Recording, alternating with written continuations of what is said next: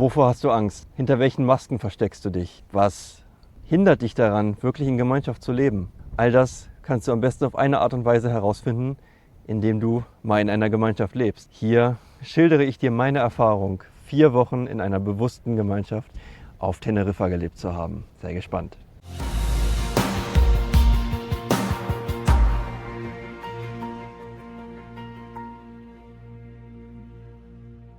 Ich war also im Oktober 2025 für 4 Wochen in der Gemeinschaft Akal im Norden der Insel Teneriffa. Hierbei handelt es sich um eine bewusste Gemeinschaft von spirituell orientierten und interessierten Menschen, die ihre Tore öffnet für Besucher von außen. Tatsächlich ist sie auf Besucher von außen ausgelegt. Niemand lebt dort wirklich für immer und es herrscht Kommen und Gehen. Wenn man als Gast kommen möchte, ist die Mindestaufenthaltsdauer 1 Woche und als Freiwilliger mindestens 1 Monat.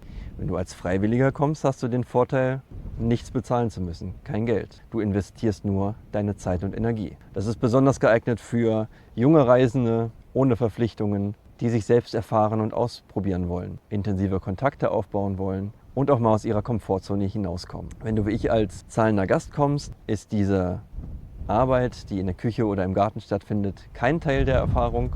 Natürlich freiwillig kannst du immer mit anpacken, aber es ist kein Muss.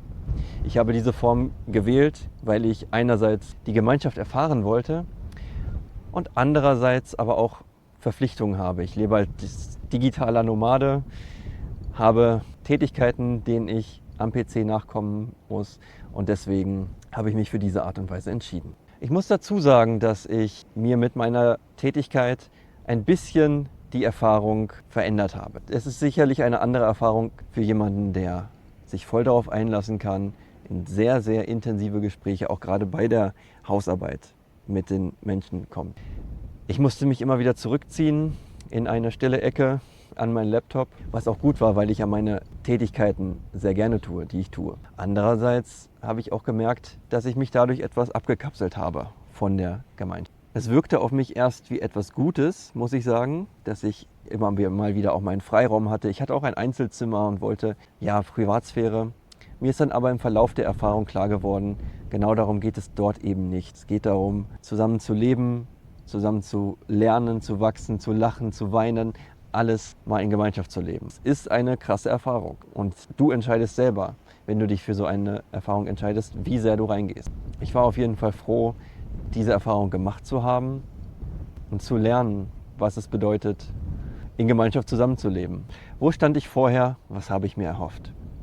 Ich wollte Gemeinschaft erleben. Ich wollte wirklich wissen, wie es ist, mit anderen interessanten Menschen zusammenzuleben. Ich habe ähnliche Erfahrungen schon an anderen Orten dieser Welt gemacht, aber noch nie so. Worauf genau ich mich eingelassen habe, wusste ich im Vorhinein auch nicht, aber ich bin froh, es gemacht zu haben. Was habe ich mir erwartet? Ja, Gemeinschaft, nicht alleine zu sein. Ich lebe als digitaler Nomade, bin mal hier, mal da, was sehr, sehr schön ist und wofür ich wahnsinnig dankbar bin. Gleichzeitig sehne ich mich aber nach Gemeinschaft. Und langfristig möchte ich auch die Gemeinschaft finden, die zu mir passt. Oder langfristig meine eigene gründen, das wird sich zeigen. Hier habe ich intensive Erfahrungen gemacht, die ja, mich geprägt haben auf eine gewisse Art und Weise. Wie ist der Ablauf dort vor Ort? Die Tage sind tatsächlich getaktet und zwar geht es los morgens um 7 Uhr. Klingelt der Wecker, es wird seichte Musik gespielt, um sanft in den Tag zu starten. Dann gibt es von 7:30 Uhr bis 8:30 Uhr eine Yoga-Einheit, die ein Mitglied der Gesellschaft leitet. Ich durfte auch einige Sessions leiten, wofür ich dankbar bin und das, was ich gelernt habe, weitergeben. Es wurde jedoch meistens ein eher sanfterer Yoga-Stil unterrichtet, weitergegeben, um einfach sanft in den Tag zu starten. Wenn das gar nichts für jemanden ist, darf man sich natürlich auch zurückziehen, seine eigene Praxis haben. Aber dadurch, dass dieser Ort von Gemeinschaft lebt, ist es natürlich für die Erfahrung besser.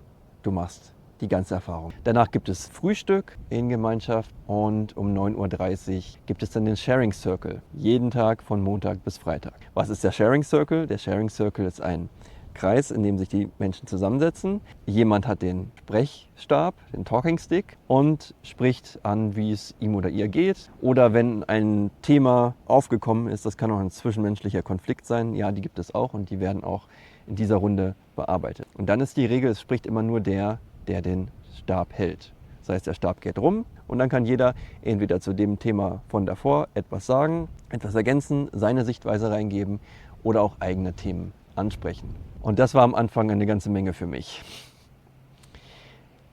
Ich hatte da echt große Widerstände damit zu machen, weil ich dachte, boah, warum soll ich mir hier jeden Tag so lange die Probleme anderer anhören? Und diese Talking Circles, die können auch manchmal 2 oder 3 Stunden gehen. Das ist ganz normal. Dennoch habe ich auch erfahren, wie viel man davon mitnehmen kann, wie viel man lernt und ja, auch mal seine Themen ansprechen. Für mich war es zum Beispiel ein großes Hindernis, so an so Cuddle-Puddles teilzunehmen, also wo alle Menschen zusammenkommen und sich kuschelnd begegnen. Naja, und dann habe ich das eines Tages da angesprochen, dass ich da große Probleme mit habe und dann sind wir dem auf den Grund gegangen. Und ja, das war eine große Befreiung. Ich konnte da auch einiges an Emotionen da lassen. Als Freiwilliger arbeitest du nach dem Sharing Circle im Haus oder im Garten oder hilfst bei der Vorbereitung des Mittagessens, das es dann um 14:30 Uhr gibt. Danach ist Siesta und der restliche Tag ist nicht mehr fest geplant. Wenn du als Gast kommst, hast du nach dem Sharing Circle die Zeit zur freien Verfügung. An den Wochenenden sieht der Tag anders aus. An den Wochenenden gibt es freies Programm und oft wird da auch etwas in Gemeinschaft unternommen. In der Zeit, wo ich da war, sind wir immer in den Süden der Insel gefahren, getrampt und haben einen Tag und eine Nacht am Strand verbracht. Im Süden von Teneriffa gibt es verschiedene sehr schöne Strände. Wir waren in La Caleta, ein bei, ich sag's mal, Lebenskünstlern beliebter Ort, an dem wir in den Höhlen schlafen konnten. Eines Nachts gab es sogar eine Trommelsession mit Feuerwerk und Feuershow. Das war eine sehr schöne Erfahrung. Für wen ist es nun geeignet und für wen nicht? Geeignet ist diese Art der Erfahrung, wie ich sie gemacht habe, und so etwas Ähnliches wirst du sicherlich an anderen Orten der Welt auch finden. Für Menschen, die bereit sind, sich ihren Themen zu stellen. Für Menschen, die in Verbindung gehen wollen und sich auch mal verletzlich zeigen. Anderen Menschen gegenüber, die sie vorher nicht kannten. Und ja, daraus können sie tolle Verbindungen, Freundschaften und dergleichen ergeben. Nicht geeignet ist es für Menschen, die da noch große Probleme haben und das sich auch gar nicht vorstellen können. Wenn du dir jetzt sagst, auf gar keinen Fall, ich will irgendwo hin und Urlaub machen, gut, dann mach das. Aber dann wirst du auch nicht weiterkommen, was dieses Thema angeht. Wenn du wirklich in Gemeinschaft leben möchtest und dir das vorstellen kannst, dann probier es aus. Probier es aus, indem du dich einer bewussten Gemeinschaft an einem schönen Ort in dieser Welt anschließt. War es das nun alles wert? Ja, auch wenn es mit Tränen verbunden war, auch wenn es unangenehme Situationen gab, ich würde das wieder machen. Entweder dort oder an anderen tollen Orten in dieser Welt. Weil was haben wir denn, wenn wir alleine unterwegs sind? Wir haben unsere Freiheit, unsere Unabhängigkeit, das ist toll. Aber wir sollten das doch auch teilen können und uns gegenseitig bereichern. Und wenn du alleine bist und nicht so richtig weißt, wohin und wie du vielleicht den nächsten Urlaub verbringen möchtest, dann mach doch mal so eine Erfahrung. Erfahr dich selbst, erfahre andere und schau, was es dir bringt.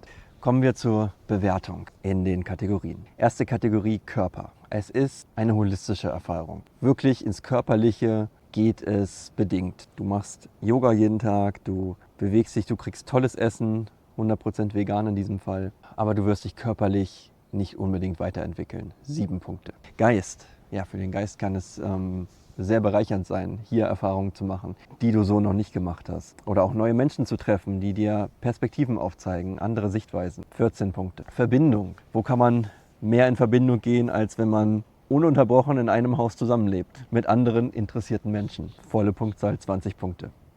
Sinn. Hilft es dir, deinen Lebenssinn zu finden? Ja, kann es. Es kann dir helfen, für dich abzuwägen. Ist denn so eine Art der Gemeinschaft überhaupt das, was ich möchte? Vielleicht möchte ich das ja dann doch nicht und das ist auch voll in Ordnung. Deswegen, es ist keine dauerhafte Lösung. Diese Gemeinschaften, so wie ich sie dort erlebt habe zum Beispiel, sind nicht für dauerhaftes Leben dort geeignet, aber du kannst viel daraus mitnehmen. Also 12 Punkte. Lebensfreude. Ja, dauerhaft ja, kurzfristig vielleicht nicht. Wie gesagt, es gibt herausfordernde Situationen. Auch treffen hier natürlich Kulturen aufeinander. Menschen aus aller Herren Länder leben mit einmal zusammen und versuchen Gemeinschaft aufrechtzuerhalten und zu schaffen. Es ist nicht immer einfach, aber langfristig profitierst du davon, wenn du dich öffnest und bereit bist, auch mal über deinen Schatten zu springen. 15 Punkte. Insgesamt würde ich sagen, ein Leben in einer bewussten Gemeinschaft kann dich schon bereichern. Wenn du dich dafür interessierst, mach es doch einfach mal. Wenn du in genau diese Gemeinschaft ACAL eintauchen möchtest, findest du alle Infos dazu in der Beschreibung.